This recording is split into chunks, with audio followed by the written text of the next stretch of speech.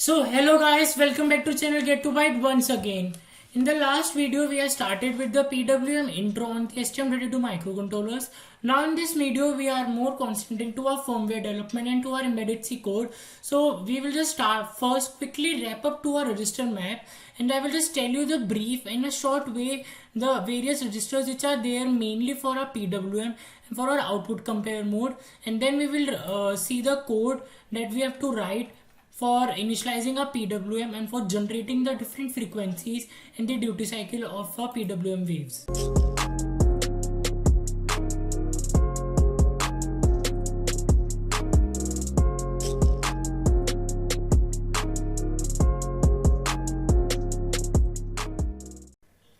So as in the under delay videos, delay function videos and the intro to the first video of timers, we have started with these registers. I hope you all know that Timex CR1, CR2, these are configuration registers, counter configuration register. Timex CR2 is for master and slave. This is for the time being not of our concern. Then this register is for enabling our time interrupts and DMA for the timer channels, and status register and event generator register. These are very important registers in terms of monitoring that what thing is happening inside our timers. Okay, and then these comes our main PWM and the output compare registers.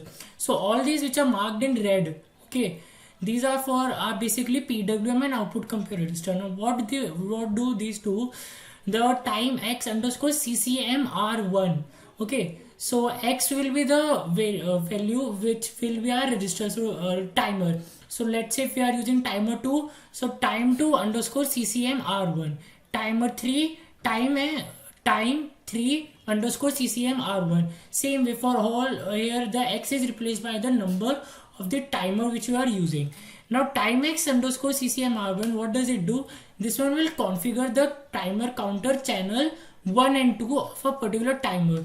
So now if I am using timer 2, that is time 2 underscore CCMR1. So all of its configuration for channel 1 and for channel 2, for channel for channel 1 and for channel 2, this one is done by this register CCMR1. This one will do it will do the output compare configuration, and this one will do the input capture configuration. For the time being, you just leave the input capture, just focus on the output capture. CCMR2 will configure my timer channel 3 and 4 of the corresponding timer, and the timex underscore CCR1, this is very important register.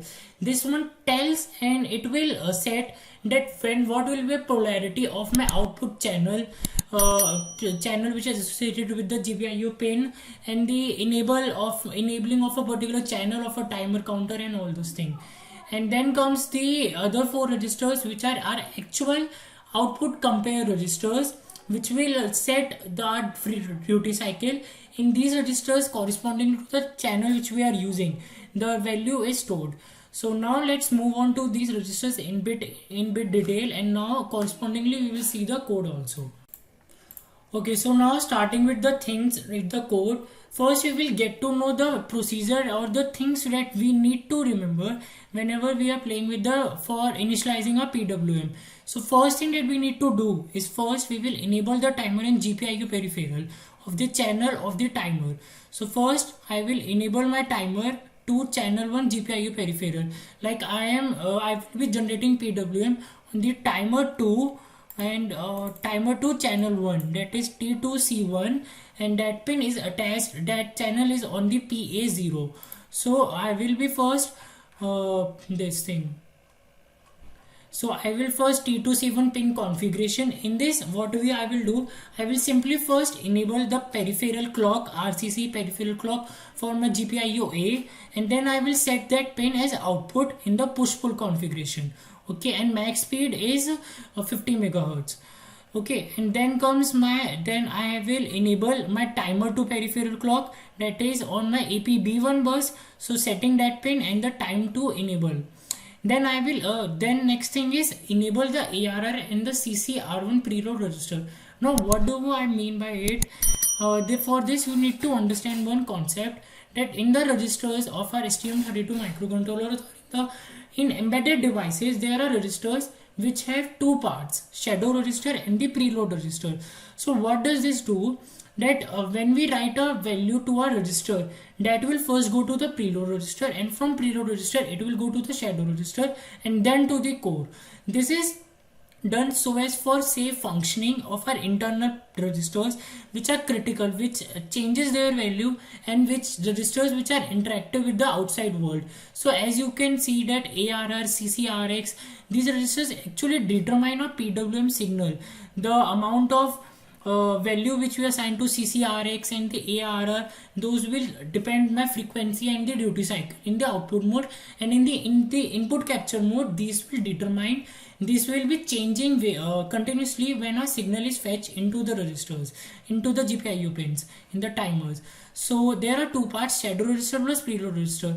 So now what we need to do is we need to enable the preload register so that the timer write register is written into the shadow register. So procedure is, first timer register is written, that will be write by software. Then internally, on enabling the preload register, from timer to preload register it comes, and from preload to shadow register, and then it goes to the core. Okay, so we have to enable the ARR and the CCR1 preload registers. So that thing is done here, CCMR1. Okay, so now if we go to the first, I have enabled the preload register for the CR1, that is for my channel 1 of the timer 2. So CCMR1. Now in this, what we need to do, we need to first enable our channel 1 preload register. So for that the bit is this one, channel 1 is this one. So the first 8 bytes are for our channel 1 and OC1PE. Okay, so this will be my, okay, so as you can see here, OC1PE output compare 1 preload enable. So it will enable the for my CCR1 register. Then I will enable the preload for my ARR register, and that is on the CR1 timer counter register CR1. Okay, and the ARPE bit. Okay, so this will enable the preload register for my ARR register. So now what will happen, that when I write values to for assigning the frequency and the duty cycle of my PWM signal, I have to write to CCRX for my duty cycle and ARR for frequency. So first timer register will be written, then as I have enabled the preload register here. Okay, so then my value will be shifted to the shadow register, and then from shadow register to the core. Okay, so this first we need to enable the timer counter preload register, ARR and CCR1 preload register. Then select the channel and enable it. Now which channel we are using of the timer, as I am using timer 2, so in the timer 2 I am using the channel 1. So this thing is done in the CCMR1 register. Okay, so we will go to the CCMR1 register here, and you can, so this is CC1S. This will select the configuration for my channel. So if 00 is set, that is CC1 channel is configured as output, and for the output compare mode and the PWM we have to focus on this bit only. These are for the input capture. When I will go into these topics, then we will focus this. So just the set channel 1 as output for PWM mode. So as CCMR1 CC1 as this is 00, so making this value and with the not value. Okay, and then enable the channel 1 of timer 2. So first I have selected CC1 will be used as output. Now I am selecting that channel, that this channel has to be used for generating my PWM. So for that is in our CCER register. So we will go to our CCER register here now. Okay, and in the CCER register there are all channels are configured, and their polarity is decided in the enabling, and polarity is decided in CCER register. So just CC1 is used as active high. This is for polarity and this is for enabling. So CC1 is used when we are using as output. So OC1 is signal is output on the corresponding output pin. So setting that pin to 1, as we have configured CC1 channel as output in the previous step in the CCMR1 register. Okay, now this thing is done. So now we have assigned the which channel we have to use, what polarity we have to use, and enable the or timer GPIO RCC peripheral clock and its corresponding preload registers. Now so that's it now guys, that's all for this video. In the remaining half of the PWM initialization will be taken in the next video. It will be uploaded in the next 1 to 2 days only. Till then, stay tuned, subscribe to the channel and do mention down your any views in the comment section below.